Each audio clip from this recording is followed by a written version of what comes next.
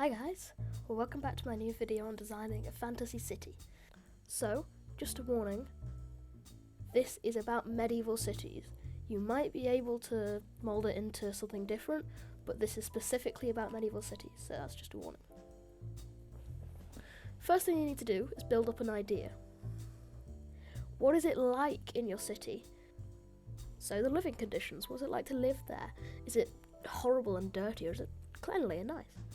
So is the wealth divide massive? Is there tons and tons of lonely peasants and only a few filthy rich people? Or is it quite even and nice? So the job opportunities, this is why everybody's here. What are they doing in this city? Is it mining? Is it farming? Is it trading? Trade. Do they bring in a lot of products, or are they a heavy importing city, or are they a heavy exporting city? Do they export lots and lots of products? And what are those products as well? That's very important. And the prevalence of magic in your city is important depending on your world. Doesn't matter if your world doesn't have the magic, ignore this one. But if it does, is it a very magical city? Is there a university for magic? Or is it just sometimes used in the back alleys? Is it even allowed, or is it banned? So a guild system within your city is important. You could have a massive range of guilds, or you could just have a few. You could have a smithing guild, you could have a jester's guild, taking that from Discworld, like assassin's guild, anything like this. Now, what religion does everyone follow? They might all be atheist, but given the times, it's more likely to follow a religion. The politics, what is everyone's political views?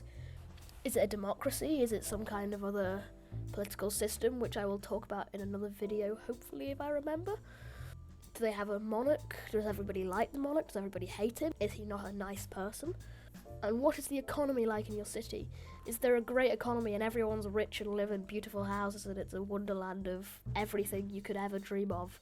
Or is it poverty stricken and everyone's poor and the wealth divide is huge with the filthy rich and the lowly peasants?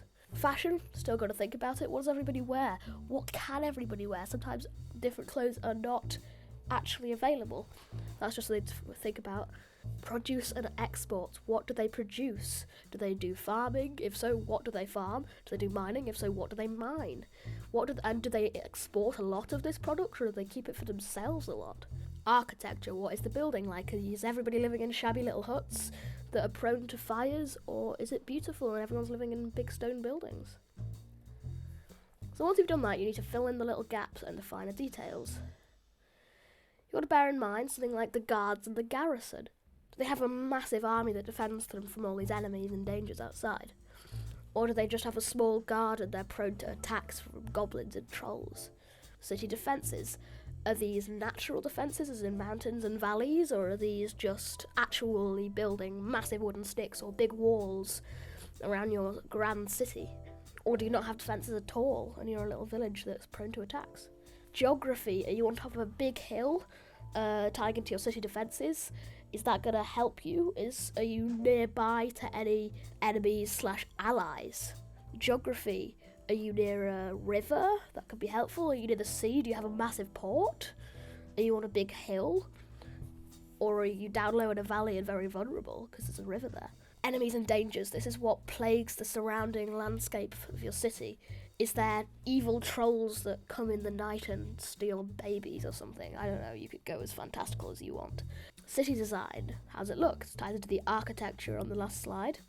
What is it like? And the reason for the location. Why is the city being built here? Is it because there's a great farming opportunity in this wonderful river valley in between two rivers, and can you protect the city well with your fast-flowing waters and also do a lot of great farming, and you can trade that out downstream or upstream to other cities and earn lots of money? Or are you here because there's lots of ore deposits which you're planning on mining, which aren't going to run out anytime soon? And that's another thing to think about. If you have a limited resource, which is why you're here, that you're harvesting, then that could be bad, because if that runs out, then your city is just going to die off and everyone's going to move and it's just going to become a ghost town. No one's going to live there as there's no job opportunities. Plagues, fires and natural disasters, these all tie into one thing. Is this city full of death? Or is it cleanly nice, all stone buildings, so no fires, well designed so that plagues cannot spread, and in a spot where there's no natural disasters.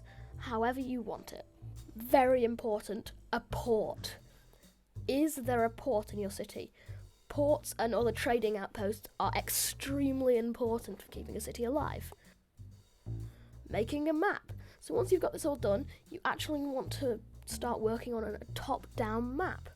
So I've had a go at doing this, and I've compiled some footage of it into a nice ambient video, and I'll be talking over it, talking about the city, what's in the city, and all that kind of thing. So I'll see you after that.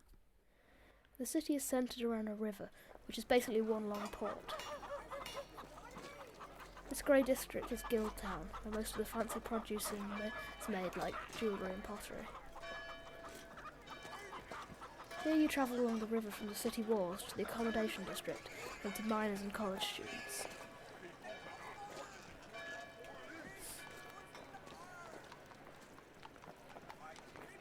The castle, Central Square, the town hall, the university. This is Guildtown, Richtown, Southgate, and the Merchants District. So, thanks for watching, guys. I hope this video was helpful, and I really hope you enjoyed watching that little footage of my city, because I really enjoyed making that, and it was very fun to do. So, until next time, bye.